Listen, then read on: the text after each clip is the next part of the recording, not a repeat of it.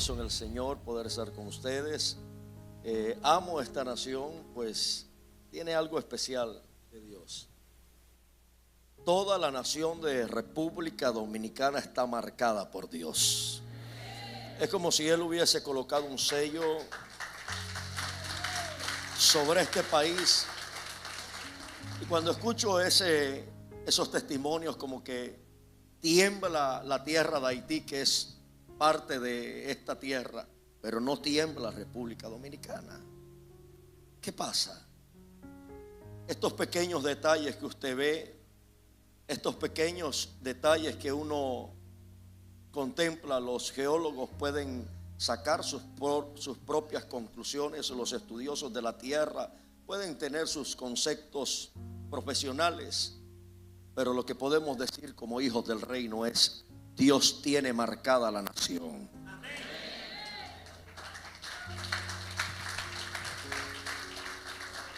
Voy a invitar que usted vaya rápidamente al libro de Romanos, capítulo 12, verso 1. Libro de Romanos, carta que escribe el apóstol Pablo, Saulo, a la iglesia que se encontraba en Roma.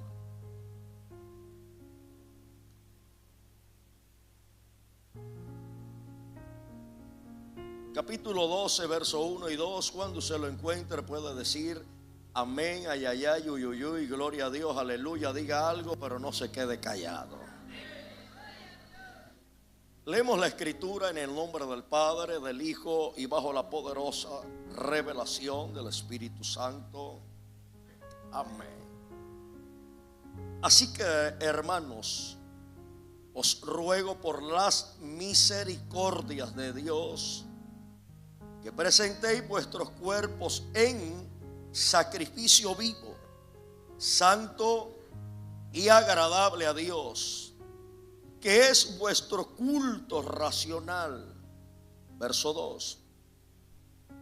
No os conforméis a este siglo, sino transformaos por medio de la renovación de vuestro entendimiento, para que comprobéis cuál sea la buena voluntad de Dios, agradable y perfecta.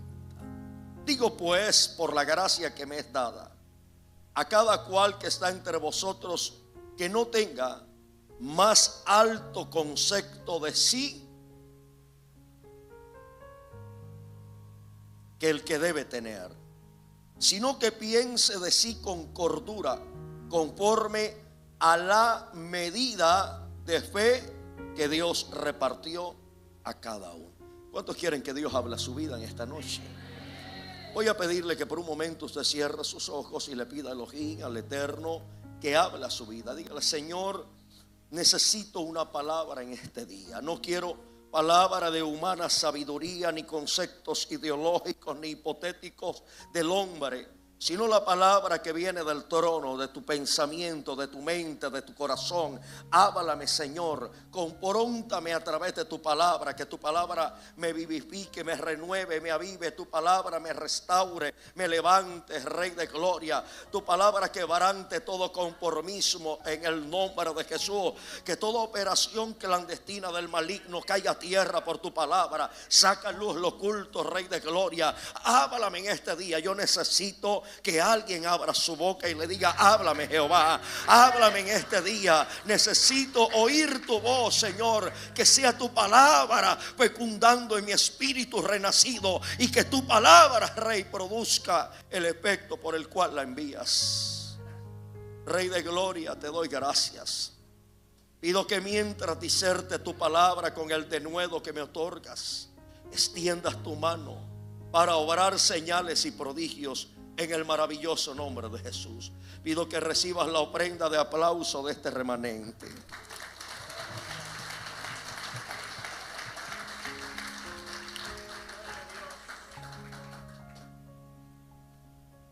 Puede colocarse cómodo los próximos 120 minutos que vienen.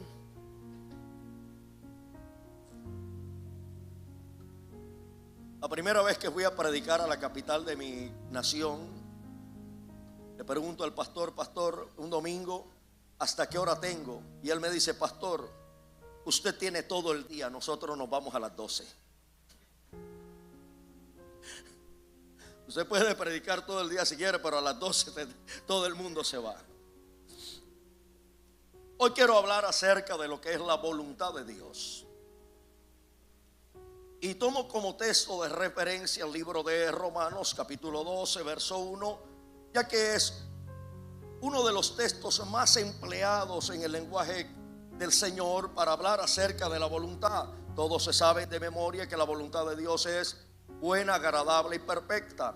Algunos han inventado lo que es la voluntad permisiva, lo cual es inexistente, porque la voluntad de Dios es una y es absoluta. Llena algunos requisitos, algunos perfiles o tópicos, como lo es bueno, agradable y perfecta, que tiene una explicación, de lo cual vamos a hablar en esta noche. Prepárese, porque vamos a liberar alguna información importante que va a edificar su vida y que lógicamente nos va a ayudar a ampliar, a maximizar un poco el concepto para poder hacer parte de nosotros. ¿Por qué? Porque una de las cosas que discrepa en nuestros pensamientos es cuando nos enfrentamos a sucesos o eventos que no sabemos que Dios está ahí, que no sabemos que Dios está en medio de ese procedimiento. ¿Cómo entender la voluntad de Dios? ¿Cómo conectar? ¿Cómo descodificar o interpretar que lo que yo estoy viviendo no proviene del diablo? Usted lo puede reprender, usted puede hacer lo que quiera, encadenarlo, atarlo, usted puede anularlo, pero los procedimientos que vienen de Dios nadie los puede anular.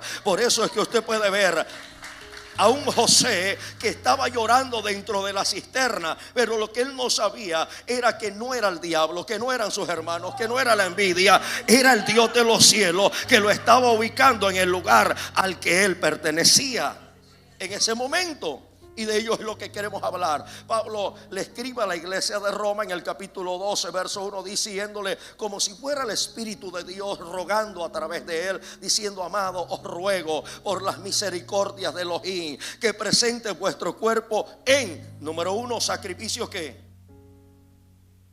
número 2, santo, y número 3, agradable a Dios. Está hablando de una triarmónica basada en una tricotomía, que es la parte del hombre. La voluntad de Dios lo primero que hace es tratar con el hombre, pero en el verso 1 habla de lo que es la consagración para poder accesar a la capacidad de poder interpretar los designios de Dios. O sea que la consagración, número 1, tiene que ser en mi carne, número 2 tiene que ser en mi alma, y número 3 tiene que ser en mi espíritu. Cuando la escritura habla de vivo, está hablando del espíritu del hombre. Cuando habla de lo que es la parte santa, tiene que ver el alma, porque el alma es la que es santificada en el proceso del Eterno por el Espíritu Santo y la palabra del Señor. Y lo tercero es la agradable. Comienza la consagración en el espíritu. ¿Por qué? Porque los verdaderos adoradores lo tienen que hacer en el espíritu.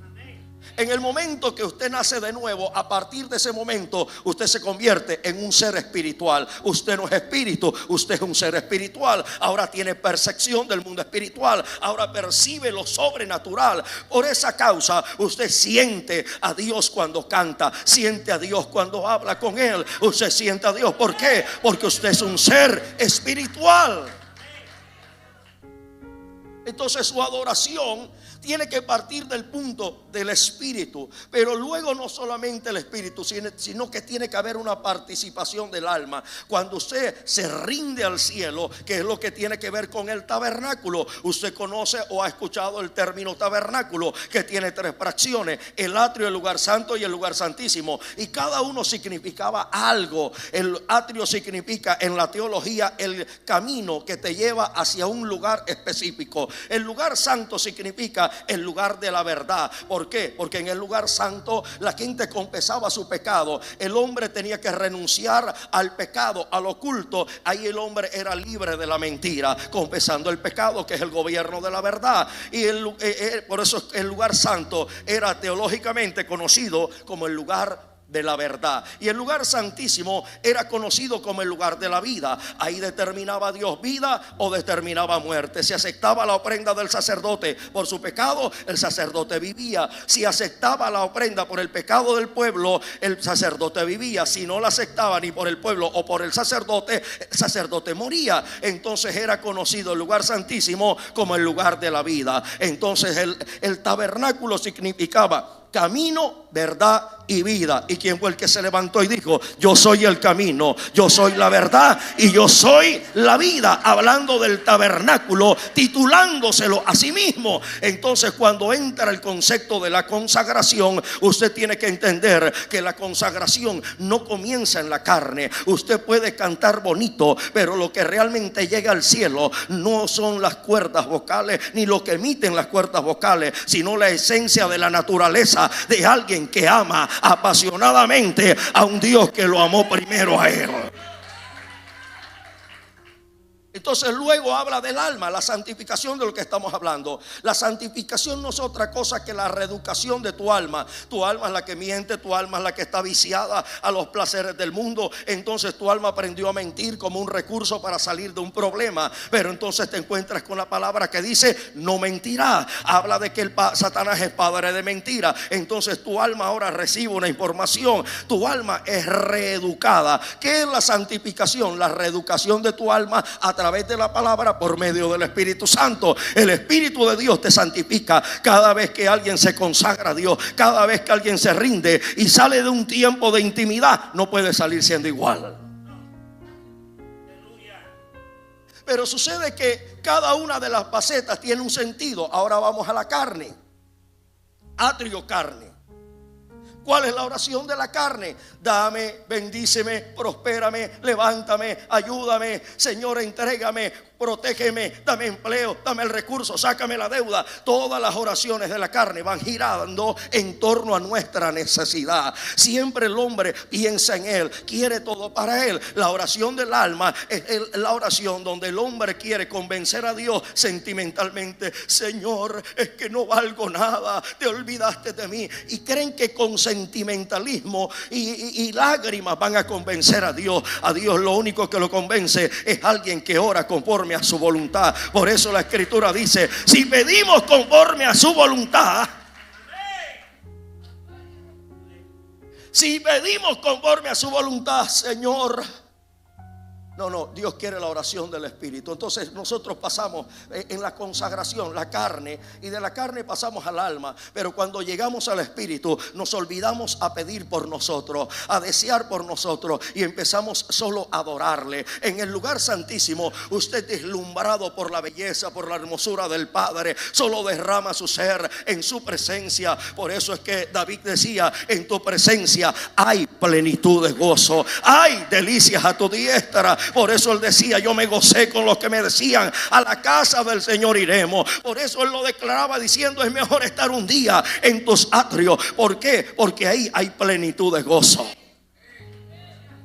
Entonces, cuando llegamos a ese sentido de rendirnos en el Espíritu, nos abandonamos en Él. Se nos olvida el problema, se nos olvida la necesidad. Ya nuestra prioridad en la oración no es lo que yo quiero, no es lo que yo deseo, no es lo que yo necesito, no es lo que me está doliendo. Ya mi alma se abandonó en su presencia. Ahora no quiero derramar mi alma porque me dieron la espalda, porque me traicionaron, porque se me cayó el negocio, porque me está saliendo mal las cosas en el 2025, porque no era lo que esperaba. Es que profetizaron que el 2025 sería un año de recoger, sería un año de apertura, pero yo estoy viendo lo contrario a lo que me declararon en el 2025. Entonces venimos a la presencia de Dios una y otra vez con una tristeza, con un dolor. Pero escuche esto, mi hermano: no importa lo que usted sienta, usted en el momento que conecte con lo divino, con lo sobrenatural, su mente empezará empezará a sufrir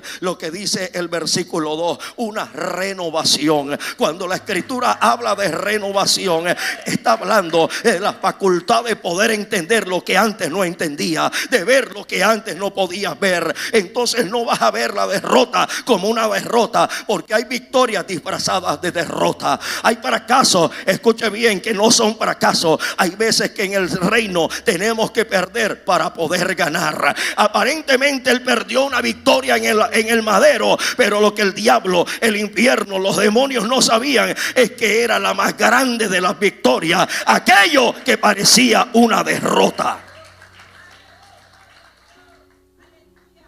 Para los ojos de Roma, para los ojos de Israel, estaban crucificando a alguien derrotado. Pero lo que no sabían era que era la victoria más magna en la historia. El verso 2, Pablo dice: para después de tú entender este procedimiento divino, necesitas hacer algo. Número 1, el versículo 2 dice: no os conforméis a este siglo. La desadaptación y la desconexión que necesitas hacer con el sistema, escúchalo bien, desconectarte del sistema. ¿Por qué Dios saca a Abraham de la tierra donde se encontraba? ¿Sabe por qué, mi estimado hermano? Porque la tierra provee información cultural. Escúchelo bien, la tierra provee información cultural. Usted habla como dominicano, come como dominicano, viste como dominicano, y donde quiera que usted vaya dicen: usted es dominicano. ¿Por qué? Porque mientras usted esté en esta nación provee información cultural a su conducta. Usted habla y refleja esta cultura. Por eso Dios le dice a Abraham: yo te desconecto, yo te desligo, ahora te voy a arrancar de esta tierra, porque a partir de ahora ya no tendrás esa cultura. Yo te voy a enseñar una nueva cultura, la cultura de la fe, la cultura del lenguaje divino, la cultura de lo sobrenatural. Yo te voy a enseñar una cultura diferente. Yo te voy a desculturizar para reculturizarte. Ahora le está diciendo Pablo a la iglesia de Roma: lo primero que tienes que hacer después de que te consagre es desconectarte. Tú estás muy nutrido en tu intelecto, te estás alimentando mucho por la tierra y necesitas conectar tu mente al cielo. Por eso Pablo le dice a la iglesia de Colosenses: si habéis resurgido en vida, si habéis resucitado en Cristo, buscad las cosas de arriba, donde está Cristo sentado a la diestra del Padre. Todos los afanes del Hijo de Dios vienen de la tierra. Todas las tristezas, todas las tribulaciones, todo lo que lo aplique, lo acongoja, proviene del mundo, proviene de la tierra. Pablo dijo: si quieres que tu mente se renueve, lo primero que tienes que hacer es desconéctate del mundo.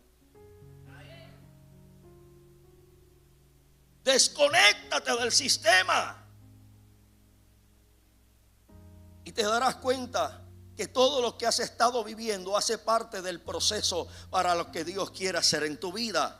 Eres una materia prima en las manos del Señor. Él está tratando de trabajar, aun cuando lloras, aun cuando te duele. Recuerdo que en una ocasión llega una hija espiritual a la oficina llorando porque el novio de hacía años con el que se iba a casar la dejó por una impía. Y recuerdo que después de que ella llora y reclama y dice: ¿por qué? Porque Dios no habló, porque Dios no reveló, porque Dios la quitó de en medio. Y yo dejé que hablara, yo dejé que se desahogara. Después de que se desahoga, le digo: hija, ¿tú recuerdas la segunda tentación de Jesús en el desierto? Cuando el diablo le dice: arrójate, porque a sus ángeles enviará para que tu pie no tropiece con piedra alguna. Te voy a explicar ese texto. Lo que quiere decir el pasaje es que la piedra que te puede hacer tropezar en tu destino profético, el Señor enviará a quitarla. Ese hombre no pertenecía a tu mañana, y como no pertenecía a tu mañana, Él lo mandó a quitar en el hoy.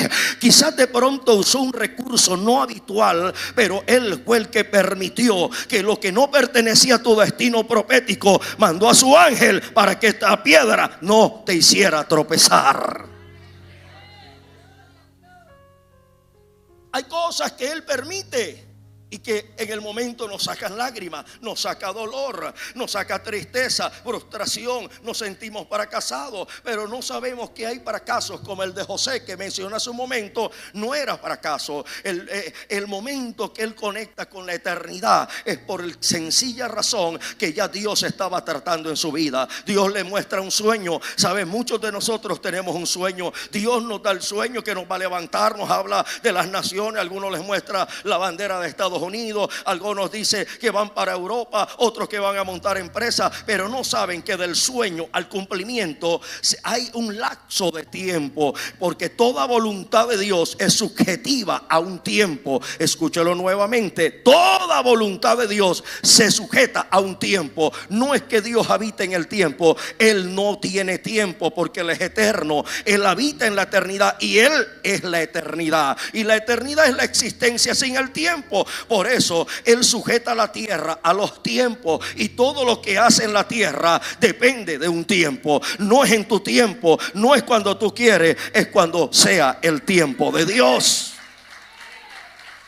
Entonces Él te puede dar una palabra, pero del momento que te da la palabra a su cumplimiento, tiene que haber una transición donde Él va a prepararte, te va a capacitar para poderte llevar a tu destino profético. Si usted estudia la vida de José, usted va a encontrar que el padre de José, llamado Jacob, le enseña todo lo que es la parte administrativa. Dice la palabra: José pastoreaba las ovejas de su padre juntamente con sus hermanos. Dice la escritura: José informaba a su padre la mala fama de sus hermanos. Estamos hablando dos actos de administración: la supervisión y entregarle el informe a su padre. Son actos administrativos. Cuando él llega a Egipto, José ya sabía lo que era gerenciar, lo que era administrar, porque Jacob se lo enseñó. Ahora, ¿por qué llega José a la casa del millonario y que empieza a convertirse en el mayordomo, que es administrador familiar?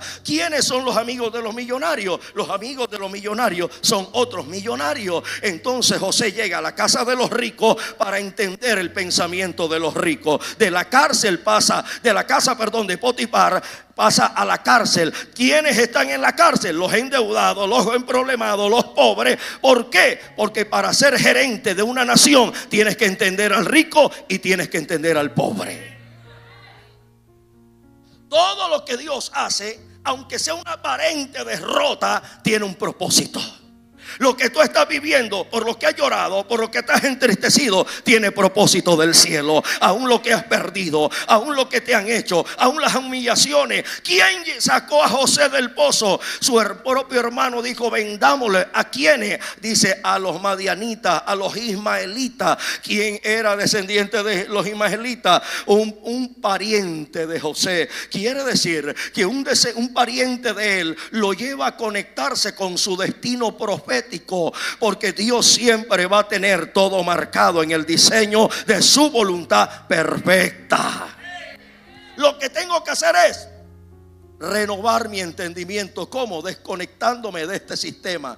Dice la escritura, versículo 2: no os conforméis a este siglo, sino transformaos por medio de la renovación de vuestro entendimiento, para que comprobéis cuál sea la buena voluntad de Dios, agradable y perfecta. Nuevamente aparece la triarmónica de Dios en nuestra tricotomía: cuerpo, alma y espíritu.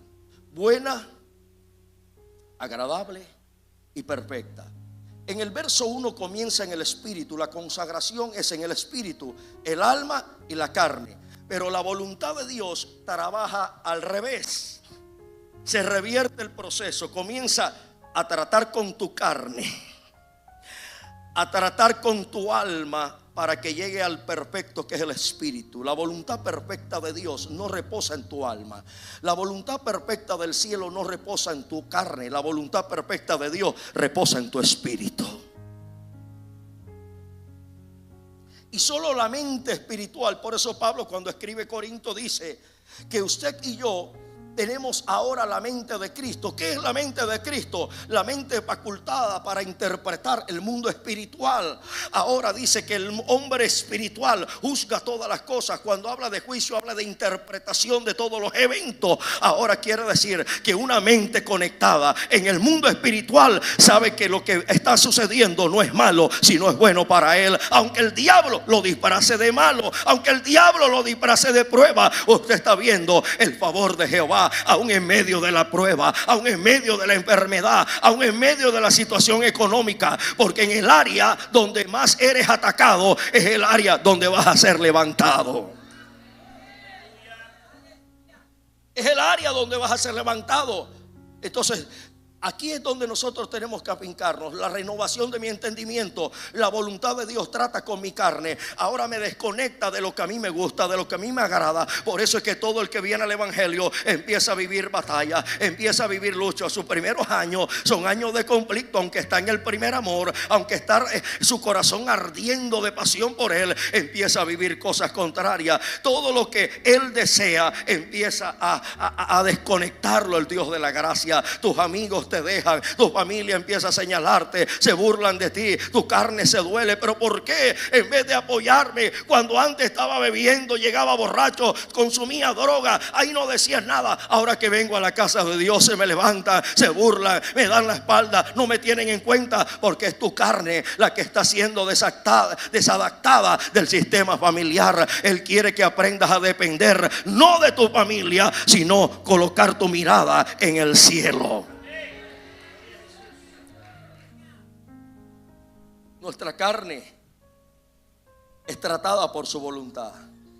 Nuestra alma, que es la que más nos doblega, ese sentimentalismo, ese emocionalismo que hace que mucha gente cambie de congregación cuando Dios tiene un lugar de asignación en la tierra. Dios es un Dios territorial. Él establece una persona en un lugar específico. ¿Por qué anda moviéndose de un lugar a otro? Porque su alma no los deja estar en lugar de su asignación. Se van porque no los tuvieron en cuenta, se van porque no los saludaron, porque saludaron al otro y al otro no, porque lo pusieron a este y al otro no, porque le dieron oportunidad a uno y al otro no. Cualquier cosa emocional los afecta, los hiere. Es que me rechazan, es que no me quieren en esa iglesia, y el diablo los saca de ahí. ¿Por qué? Porque la voluntad de Dios está tratando con su alma, te está doblegando el alma, está tratando de desprenderle a tu alma lo que tu alma tiene que dejar. Esas oraciones sentimentalistas o esas oraciones que tratan de canjear con Dios. Señor, este año sí te voy a servir, Señor.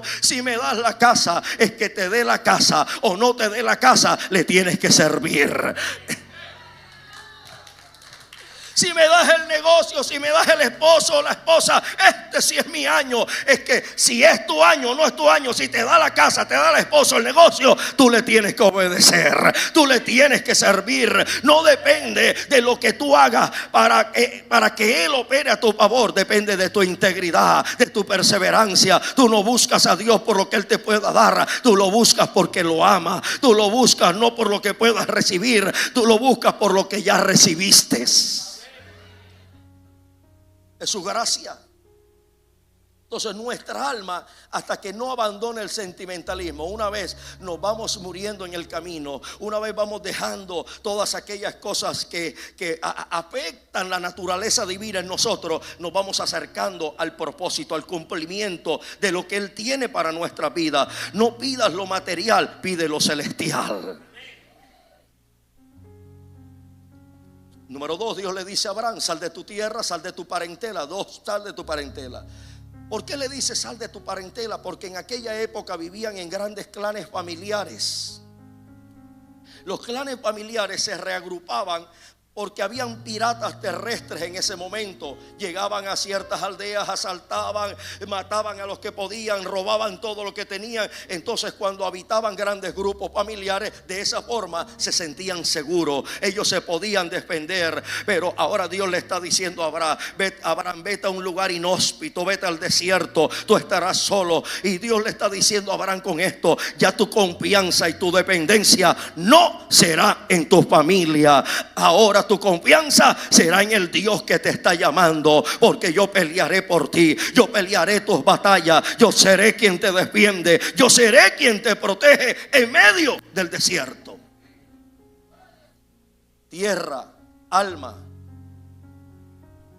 Y por último le dice: de la casa de tu padre. En aquel momento, mientras mi padre estuviera en vida, mis hijos no eran contados como mis hijos, sino hijos de mi padre. Y solo yo pasaba a ser el líder de la genealogía cuando mi padre partía. Y si usted nota, Abraham no obedece a Dios enseguida. Abraham obedece después de que Taré fallece.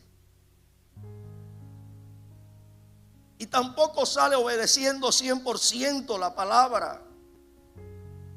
Abraham sale violando la segunda demanda, que era de tu parentela, y se lleva a su parentela consigo, a Lot. Pero el versículo 1, del capítulo 12, le dice Dios a Abraham: a la tierra que te mostraré. Y Dios no le mostró la tierra a Abraham hasta que Lot se separó de él. Capítulo 13 de Génesis, Dios le dice a Abraham, después de que Lot se separa de él: alza ahora tus ojos y mira. Porque a veces estamos en la casa del Señor, a veces cantamos, adoramos, tenemos liderazgo, pero estamos caminando con Lot al lado. Y el Lot se convierte en un velo para poder ver lo que Él tiene para nosotros. Y solo hasta que Abraham soltó a Lot, Dios le dijo a Abraham: alza los ojos y mira. ¿Cómo interpretar la voz de Dios? ¿Cómo interpretar la voluntad de Dios? Que aunque mi hijo esté en el mundo, es el mismo Dios que ahora lo está codificando, enseñando en muchas cosas que tiene que aprender en el mundo. Pastor, usted me está diciendo que fue Dios quien lo llevó para el mundo. Dios no lo llevó al mundo, pero en el mundo le sigue enseñando. Cuando Él llegue, porque va a llegar, esto no se negocia, va a llegar. Gloria a Dios por esos dos amenes, me emocionan para seguir predicando. Gloria a Dios. Yo dije que va a llegar. No importa lo que diga el diablo, tu hijo, tu esposa, tu esposo, tu hija va a llegar, tu nieto va a llegar. Diga lo que diga el diablo, hay un decreto en la eternidad que no puede ser revocado. Por eso es que Dios le dijo a Jeremías: mira, antes que fueses concebido, ya yo te conocí. Y desde el vientre de tu madre, antes de esa concepción, yo te di por profeta a las naciones.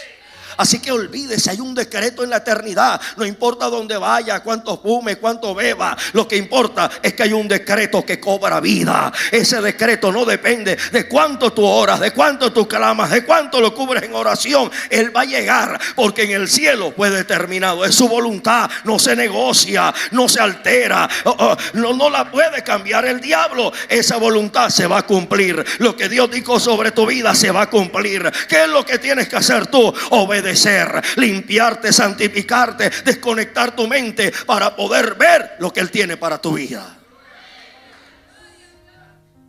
He comprendido que cada una de las cosas que Dios hace tiene un propósito. Y por eso es que usted ve que al primer lugar que Abraham se detiene a levantar un altar, ¿sabe dónde era? En Canaán. Pero ¿quién era Canaán? Canaán era el hijo que Noé maldijo. Un patriarca maldijo a su hijo. Y como en el reino de los cielos solo otro patriarca con una investidura mayor podía quebrantar la maldición de otro patriarca. Por eso es que Abraham, apenas entra a Canaán, lo primero que hace es levantar altar a Jehová y bendecir la tierra, porque la bendición de Abraham sobre Canaán rompió la maldición que se liberó a través de Noé. Y usted me dice: ¿cómo? ¿Y por qué? Porque la escritura dice que cuando entran a poseer la tierra de Canaán, los cananeos eran hombres grandes. Los racimos de uva que daba Canaán eran grandes, que tenían que ser cargados en dos. Como un hombre y una tierra que estaba bajo maldición producía gigantes, producía siembras gigantes. Noé maldijo a su hijo y la tierra de su hijo, pero hubo un patriarca que bendijo a Canaán, rompió la maldición cuando levantó el altar en Canaán. Todo esto es voluntad. No fue accidentalmente que Abraham se detiene en Canaán. Ninguno de los movimientos de Abraham fueron accidentales. No fue casualidad. Simplemente fueron voluntad, fueron propósito, un destino marcado por el cielo. Por eso es que usted ve que cuando llega el capítulo 15, ahí cerramos con lo que es la voluntad del Eterno. Dice la escritura que Dios saca a Abraham, lo saca de la tienda. Se les revela a Abraham, estando Abraham dentro de su tienda. Y dice la escritura, le dice: alza los ojos, cuenta las estrellas si las puedes contar. ¿Y por qué le dice si las puedes contar? Porque en el momento que Dios le dice a Abraham si las puedes contar, era de día. ¿Cómo alguien puede contar las estrellas de día? Y usted me preguntará: pastor, ¿y cómo sabe usted que era de día? Número uno, Dios manda a Abraham a levantar un altar. Los altares no se levantaban de noche. Número dos, dice la escritura, descendían aves de rapiña que querían robar la presa del altar. Y dice la escritura, o los estudios dicen, que las aves de rapiña no cazan de noche. Y número tres, la tercera prueba que le muestro como evidencia es a la caída del sol. Quiere decir que cuando es revelada la palabra, era de día. Ahora, ¿por qué Dios le dice si las cuéntalas, si las puedes contar? Porque según la ciencia dice que las estrellas mantienen su posición, que no se mueven. Quiere decir que Abraham tenía que contar algo que no veía, pero que sabía que estaba ahí. Por eso el capítulo 15 la escritura dice: su fe le fue contada por justicia. Porque en la voluntad de Dios usted no se mueve por lo que ve, sino por lo que cree. Gloria a Dios por esos 10 amenes. Me emocionan, gloria a Dios. Usted tiene que contar lo que no está viendo. Usted tiene que hablarle a la casa aunque no tenga la casa. Usted tiene que ir enfrente de la casa que usted quiere poseer, que usted quiere ser propietario, y decirle a la casa: mira, casa, he venido a hablarte en el nombre de Jesús. Yo soy tu nuevo dueño, yo soy tu propietario. Fuiste creada, diseñada para que yo te poseyera. Tú vendrás a mí.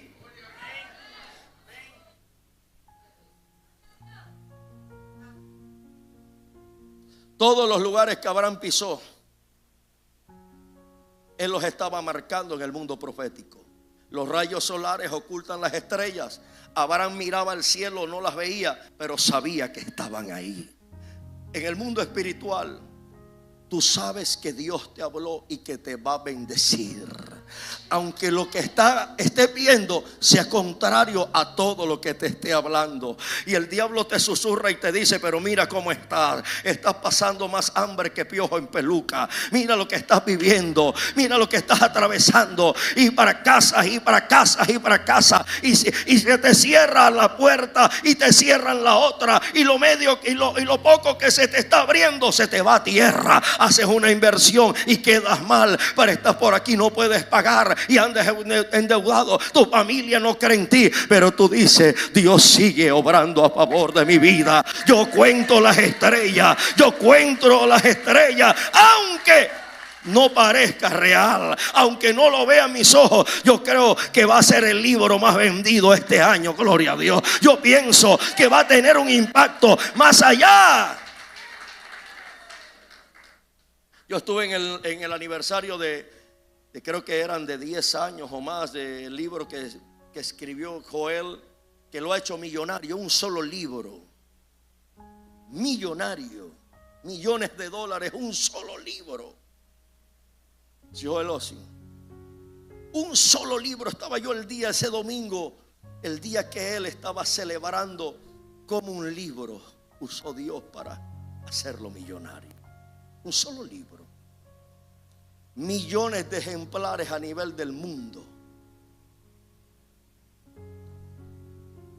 ¿Cómo él puede contar el testimonio que el del mover del Espíritu de Dios era su padre? Liberación, fuego de Dios. Pero él era más calmado.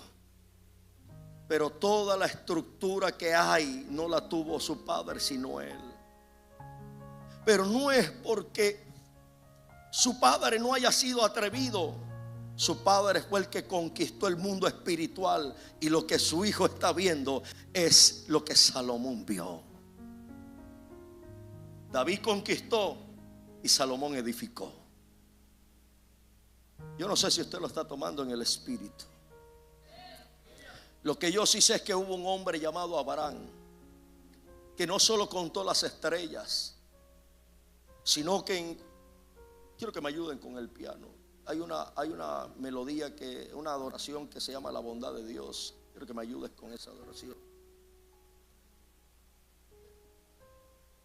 Y recuerdo que un día, a lo que yo le llamo en nuestro estudio la graduación de Abraham, Dios se revela a Abraham y le dice a Abraham: quiero probar tu corazón. Te voy a citar en un lugar que se llama Moriah o Morillac, que traducido a esta frase significa visto de Jehová. El lugar donde Él te cita para encontrarse contigo y examinar tu corazón, para ver qué es lo que hay en ti. Entonces, para Dios saber si tenías la facultad de llevar en la eternidad el título de padre de la fe, tenía que llevarte al mismo sentimiento que Él iba a vivir como padre, de entregar a su hijo en la muerte. Y le dice en el monte Moriah: pero usted lee conmigo el libro de Crónicas, segundo libro de Crónicas, capítulo 3, versículo 1. Y hay algo bien marcado en ese texto que dice: comenzó Salomón a edificar casa a Jehová en Jerusalén, dice, en el monte Moriah. Quiere decir que el templo de Jerusalén fue edificado en Moriah, en el mismo lugar que Dios le dice a Abraham: encuéntrate conmigo. Abraham toma a su pequeño Isaac, lo carga para irse al templo de Jerusalén cuando no había templo todavía. El primer hombre que adoró, porque le dice a los dos criados: el muchacho y yo iremos, adoraremos y volveremos a vosotros. ¿Dónde? En el templo Moriah. No habían piedras, no había edificación, pero Abraham fue al templo a adorar. Estando ahí, el patriarca Isaac le pregunta al patriarca Abraham: papi, aquí está el fuego, aquí está la leña, ¿dónde está el cordero? Y como Abraham era profeta, no responde en presente, sino en futuro: Jehová se proveerá. ¿Cuál fue la pregunta de Isaac? ¿Dónde está? Abraham responde: se proveerá. Y ahora se levanta el tercer profeta en la historia, respondiéndole al patriarca Isaac, cuando Juan el Bautista se coloca en pie y dice: he aquí el cordero de Dios. Isaac dice: ¿dónde está? Y Juan le dice: aquí está. ¿Por qué Dios lo llevó a Moriah?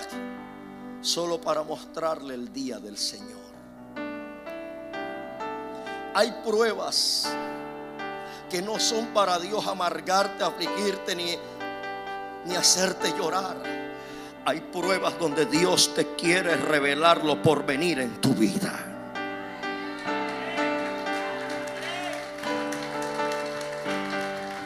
Hay pruebas que después de la tormenta, por eso es que Jesús declara a los judíos y a los sacerdotes diciendo: Abraham vio mi día y se gozó. ¿Dónde lo vio? Allá en el monte Moriah. Yo no sé, pero creo que alguien está pasando por su Moriah. Alguien está atravesando su Moriah, y es el lugar donde viene la revelación que tu derrota se convertirá en victoria, que tu fracaso se convertirá en éxito, que donde te dijeron que no, te llamarán y te dirán que sí, que donde te menospreciaron, verán como Dios te levanta, donde te tuvieron por debajo, sabrán que Dios está contigo. Yo estoy hablándole a una generación que su mente va a entender que la voluntad de Dios está operando, aunque ellos no la vean.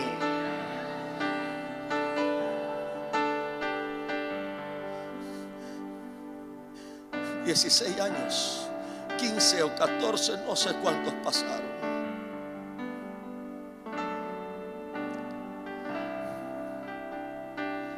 Con lágrimas en sus ojos, ahora dice: sus hermanos estaban diciendo: él va a vengarse de lo que nosotros le hicimos. Y José responde diciendo: no, hermanos míos, no penséis de esta manera, sino que fue Dios quien me trajo aquí para preservar la vida de muchos.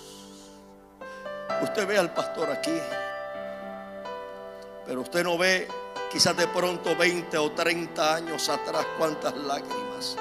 Usted ve solamente madera, usted ve yeso cartón, drywall, usted ve una edificación terminada, pero cada baldosa tiene una lágrima, tiene dolor, tiene sufrimiento, tiene los días donde no voy a seguir, hasta aquí llegué.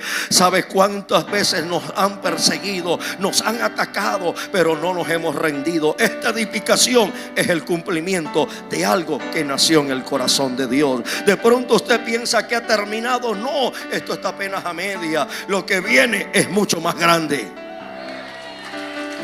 Yo dije que lo que viene es mucho más grande. Y no es en otro lugar, es en este lugar. ¿Sabe? Uno de los pensamientos que nosotros tenemos muchas veces como pastores. Yo tengo 29 años en el ministerio. Comencé a los 18 años y pasé todos los primeros años en la selva de Colombia. Luego empecé a ir a recorrer toda Colombia y luego empecé a salir a las naciones. He fundado 2 iglesias, he trabajado en el pastorado, he llorado en cada uno de los eventos. Y cuando uno empieza a moverse en el ministerio, uno dice: voy a sacar el templo a un lugar más visible, con mejor acceso de transporte. A veces no es donde yo quiero. Se llama voluntad de Dios. Lugares que Él ya tiene en la eternidad marcados desde el cielo. Por eso es que tu casa, aunque no la tengas, ya tiene tu nombre y tu apellido. Por eso es que tu empresa, aunque no la tengas, ya tiene tu nombre y tiene tu apellido. Abraham lo que hizo fue visitar el futuro. Y cuando llegó al futuro vio el Calvario y Dios le explicaba, le dijo: mira, aquí donde tú estás parado, en este lugar van a determinar la muerte de mi hijo. Fue en Moría donde los sacerdotes dijeron: matémoslo antes que todo el pueblo perezca. Y Dios le explicaba a Abraham: mira, aquí yo no sé dónde te encuentras tú, pero yo necesito que alguien visite su futuro y conecte su mente con la voluntad de Dios y comprenda que lo que está viviendo es una ilusión, es un espectro de tu mente que te ha vendido el diablo, porque tu mañana es 10 veces mejor que tu presente. Tu mañana es 10 veces mejor que tu presente. Lo único que tienes que hacer es darle a Dios 10 veces más de lo que le estás dando. Así de fácil. La matemática es sencilla. Dale a Dios más. Renuncia a lo que tienes que renunciar. Suelta lo que tienes que soltar. Quebranta lo que tienes que quebrantar. Aléjate de sal de la tierra que no te honra ni que honra a Dios. Sal de los lugares donde no está la honra de Dios, porque ahí está impidiendo el movimiento de la gracia a favor de tu vida. Es necesario entender la voluntad de Dios, y solo una mente espiritual puede entender a Dios. Yo vengo de la escuela que para hacer un negocio buscaba la voluntad de Dios, que para vender un artículo buscaba la voluntad de Dios. Yo vengo de la escuela que para comprar, para invertir en algo, yo buscaba la dirección de Dios. Usted no es el resultado de su esfuerzo, usted es el resultado de la bondad de Dios, su gracia. Por eso le dijo a Pablo: bástate mi gracia, mi poder se perfecciona en tu debilidad. No es del que quiere, no es del que corra, es en mí que tengo misericordia. Lo único que yo tengo que hacer es agradarle, más nada. Mi pensamiento, mis emociones, mi corazón, mis sentimientos, te los rindo, papá. Tuyos son. Aquí estoy. Lo que antes no veía, permítemelo ver. Lo que antes no escuchaba, permíteme escucharlo. Lo que antes no tocaba, permíteme tocarlo. Porque yo sé que en mi vida tú has sido bueno. Porque sé que en mi vida tú has sido perfecto. Porque yo sé que en mi vida tú has sido grande. Ahí en tu puesto, yo no sé qué vives, qué atraviesas. Solo dile: amor, enséñame a entender tu voluntad. aunque los vientos soplen en mi contra, aunque no vea luz en el camino, aunque densas tinieblas me rodeen, solo quiero entender tu voluntad, amado mío. Habla con Él por un momento. Si en algún momento de tu caminar, de tu transición, te has resentido porque Él no te responde, porque las cosas no te salen como quieres, solo dile: perdóname, Señor. Hoy quiero que mi mente se renueve en tu presencia. Lo que parecía una prueba, la más cruenta prueba que pudo vivir Abraham, era la cita para darle la revelación más grande de su ministerio. Lo que parece la prueba más grande de tu vida se va a convertir en el punto de partida para empezar a hacer nuevas cosas en Dios. Colócate sobre tus pies por un momento. Quiero que adores al Padre conmigo. Quiero que adores al cielo conmigo. Y mientras de tu espíritu emana adoración, que sea la presencia del arcano obrando en tu vida.